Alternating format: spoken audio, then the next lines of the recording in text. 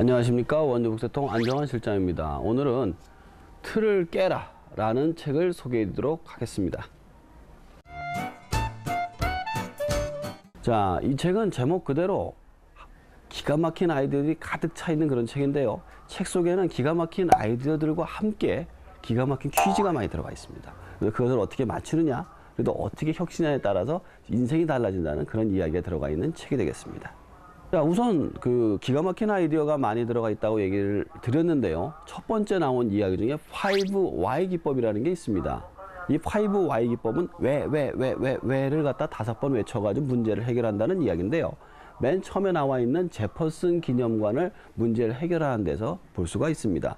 자, 미국의 2대 대통령 제퍼슨을 기념하는 제퍼슨 기념관이라는 곳이 있었습니다. 근데 제퍼슨 기념관의 외벽의 부식이 너무 심해서 이것을 해결하라고 왔죠. 근데 외벽의 부식이 심한 이유가 세제를 너무 많이 써가지고 청소를 해서 그렇다는 결론을 내리게 됩니다. 그런데 보통 생각하기에는 세제만 바꾸면 되지 않냐, 청소를 덜 하면 되지 않냐 생각할 수 있지만 5Y 기법을 써가지고 문제를 해결하게 됩니다. 그러면 왜 도대체 청소를 많이 하느냐? 새들이 똥을 많이 싸서 그렇게 됐던 것이죠. 그러면 새들은 왜 똥을 많이 싸느냐? 새들이 모여든 이유가 뭐냐 그랬더니 거미가 많았던 겁니다. 거미는 왜 많으냐? 나방이 많이 모여들어서 그랬던 것이죠. 그래서 여기서 거꾸로 생각을 했습니다. 왜 도대체 나방이 많이 모여드냐라고 보니까 제퍼슨 기념관 근처에 건물이 없다 보니까 일찍 불을 켜가지고 주변에서 많은 나방들이 모여들었던 겁니다. 그래서 제퍼슨 기념관에 2시간만 늦게 불을 켜는 것만으로도 나방이 적게 모여들고 결국에는 그 외벽을 갖다가 적게 청소할 수 있게 됐다는 그런 이야기가 나오고 있죠. 그러니까 우리가 일반적으로 생각하기에 모든 문제는 연결이 되어 있는데 이 문제를 해결하는데 5Y 기법을 갖다 사용한다면은 쉽게 해결할 수 있다라는 이야기가 나오고 있습니다. 그리고 두 번째 해결 방법은 바로 협상입니다. 우리가 기본적으로 생각하기에 모든 문제를 공평하게 해결할 수 있는 방법은 없습니다. 물리적으로도 마찬가지고요. 한 예를 들어 설명을 해보도록 하겠습니다. 두 아이에게 케이크를 나눠줘야 됩니다. 근데 케이크를 나눠주는데 완전히 2등분을 나눠서 주는 방법이 있을까요? 불가능합니다. 어떤 형식으로 자르든 간에 누군가한테는 더 가게 되겠죠. 하지만 이런 식으로 하면 해결이 가능합니다. 한 명에게 자르라고 시키고 다른 한 명에게 선택하라고 하면 되는 겁니다.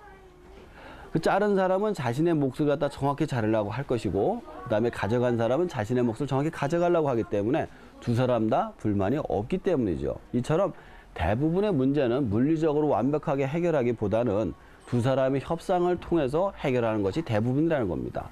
그리고 우리가 생각하기에는 동종업종 같은 경우에는 경쟁 관계만 있을 것이다 라고 생각하는데 그렇지가 않다는 것이죠.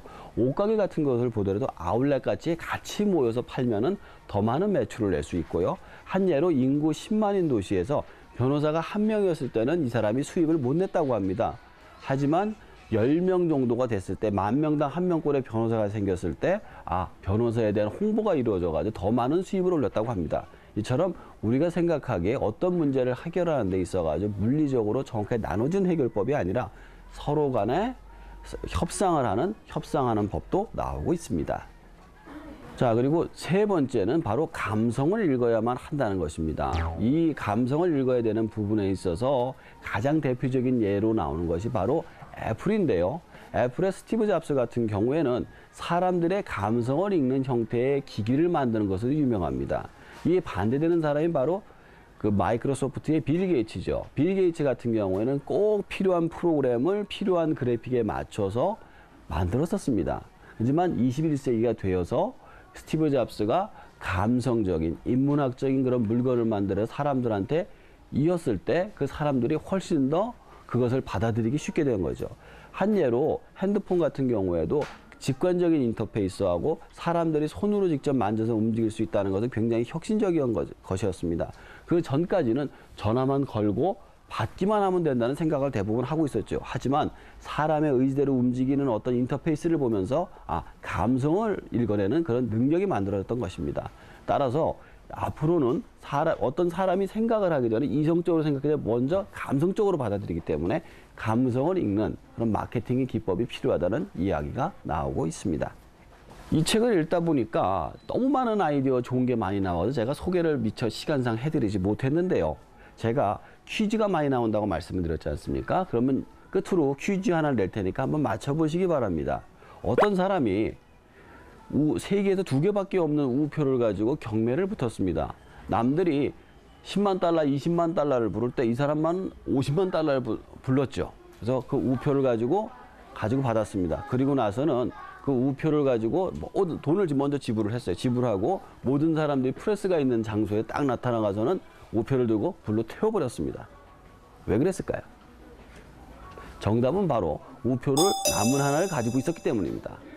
정말로 이 책에서는 틀을 깨는 기가 막힌 아이디어들이 많이 나오고 있습니다. 여러분도 이 책을 한번 읽어보시고 기가 막힌 아이디어를 통해 가지고 많은 문제를 해결해 보시기 바랍니다.